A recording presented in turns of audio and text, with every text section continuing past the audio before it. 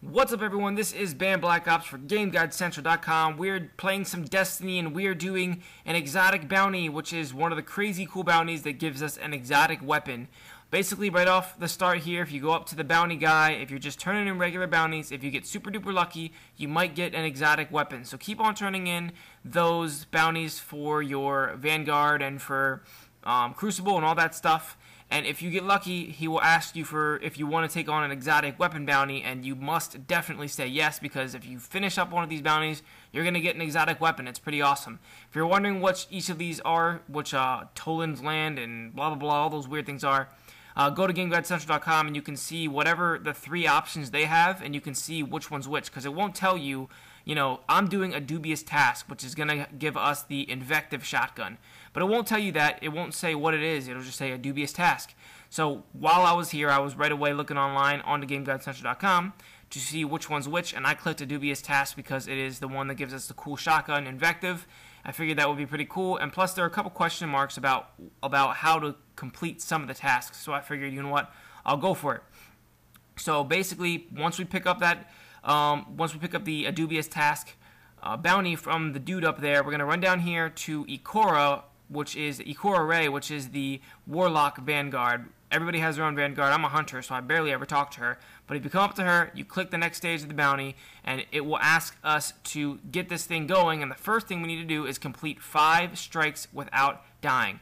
Now, this isn't 5 strikes in a row. It's just complete a strike without dying, and then do that 5 times. So the easiest way to do this is just to go on to the strike on Earth, which is only level 8. I'm at this point, I was all the way up to level 25, so it's super duper easy. But it shouldn't be much of a challenge at all, no matter what, because it's only level 8. But if it is a little bit difficult, or I was running around like an idiot because I was level 25, but there are some points where you still almost die. So the smartest thing to do is stay up here at the catwalk. I'm going to give you a couple tits. Yeah, I'm going to give you a couple tits. I'm going to give you a couple hints as to where you should go and to stay safe.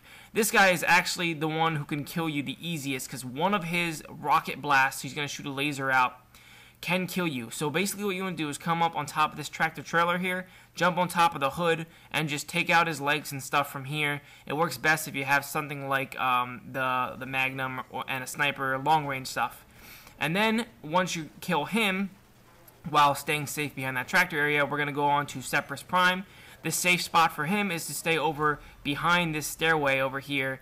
And there's also a little extra room that if you start to take damage and go in the red, you can jump back and hide over there. You can die. It's not the easiest thing ever. It's close to the easiest thing ever, but you can get unlucky. So basically what you want to do is stay in those safe areas that I said. For the first section, you're going to stay up on the catwalk. Then when you're going to fight the robotic spider-looking dude, you're going to stay all the way back near the tractor trailer. You can stand on top of the hood. It gives you some nice cover. And then for Separus Prime, you want to be in that back left corner when you are hiding kind of behind the stairway. Don't get near him. If you are close to him, he shoots out a pulse that can kill you pretty much no matter what level you are. So after we did that 5 times without dying, we're going to come down back, and we're going to be talking to Ikora, which is going to be a running theme. We're going to be talking to her for everything. I think that's how you pronounce the name. I hope it is. If not, oh freaking well.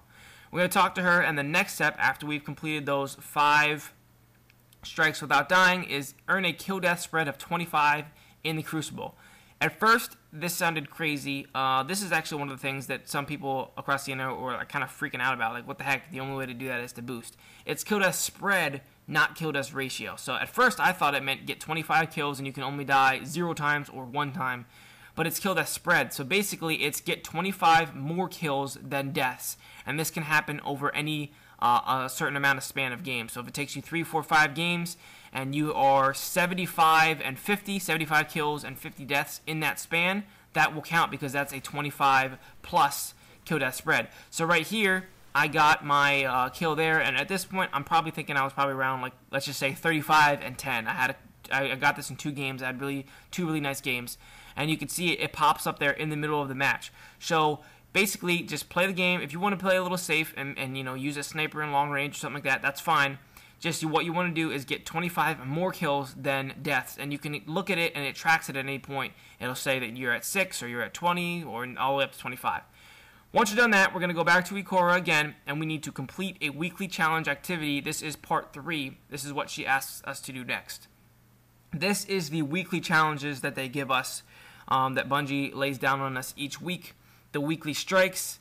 If you want to do the Nightfall one, the super crazy difficult one, go for it. That's on you. But basically what you can do is just do a regular strike, the weekly strike. This one for me this week happens to be Moon. And the easiest difficulty level for each one is always 22. So this is the Moon strike at level 22, the weekly version of it. So you can jump in with friends. That'll be a whole lot easier. I did do it all alone just because no one was really online at that moment for me. So you kind of just want to circle around and around and around. If it happens to be this one for you, then you can kind of watch this little, this helpful tip kind of. As you can see, I'm almost dead here. It wouldn't be a big deal. You're allowed to die for this one. You just have to complete it. But if you do die, then you have to do that whole section over again.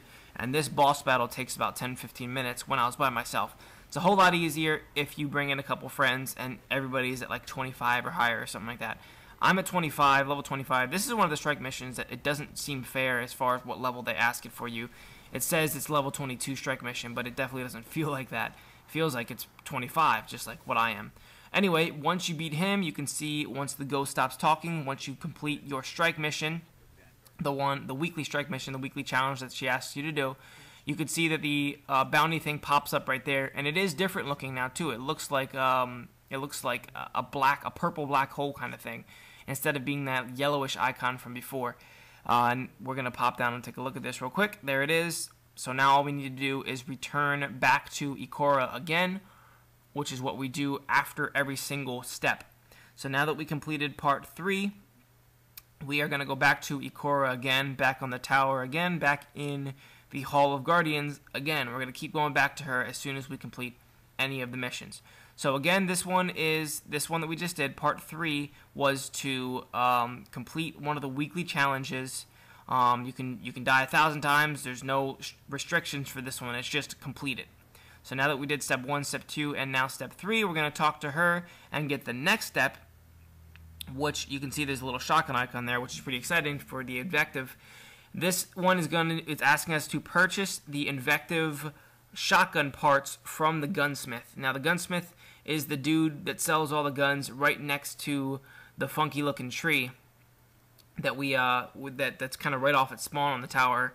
You've been to him plenty of times, I'm sure. So you can see right here, purchase an Invective shotgun component from the gunsmith.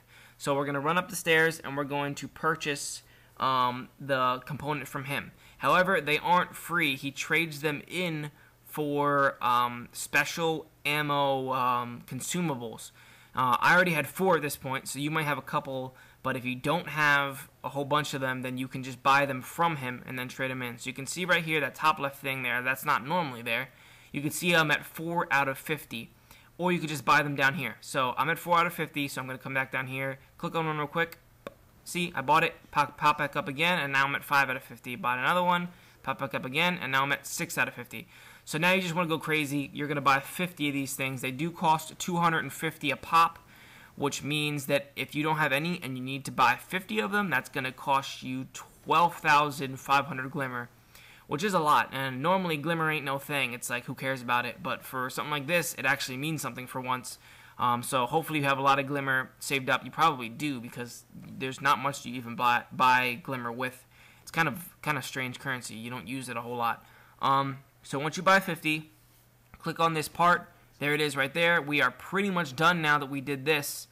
We're going to go back to Ikora again, and we're going to trade in these parts that we just bought from the gunsmith for the actual gun itself. She's going to kind of throw it all together and give us the gun, and we're going to be done. So part 1 was to complete 5 strike missions without dying. Doesn't have to be in a row. Just complete a strike mission and do that 5 times without dying. Then the next one was the Crucible. Get a 25 kill death spread. Then the next thing it asks us to do is beat the weekly mission. And then we needed to buy the components from the gunsmith, and for 12,500 glimmer, or 50 of those special ammo consumables. And here it is, once we come back to her again, the Invective shotgun. It's a pretty cool shotgun. one of its abilities is that it can fire in full auto. It says it can fire, which is kind of weird. I actually, as soon as I got this, I didn't get to test it out yet. I just got it, and right away I wanted to do the video and the guide and whatnot. But it's got a lot of cool things. You can upgrade the damage a crazy amount of time. The final round of it is more deadly than the other rounds, which is, I've seen that for like heavy ammo, for a heavy gun, like a machine gun, and that's stupid. For a shotgun, it makes sense because there's only 4 bullets in the clip, so that last shot could be super powerful and be deadly, and that's pretty cool. And then a crazy amount of times you can upgrade the damage. So I hope you guys enjoyed this video. If you want more crazy Destiny nonsense, everything Destiny, go to GameGuideCentral.com, as well as guides for the rest of the exotic bounties. Swaggers is doing one. I just did this one here, and hopefully we'll be able to get more done to show you exactly how to do everything. Thank you guys so much for watching. Again, please go to GameGuideCentral.com for more Destiny goodness. Thanks so much. Talk to you later. Bye.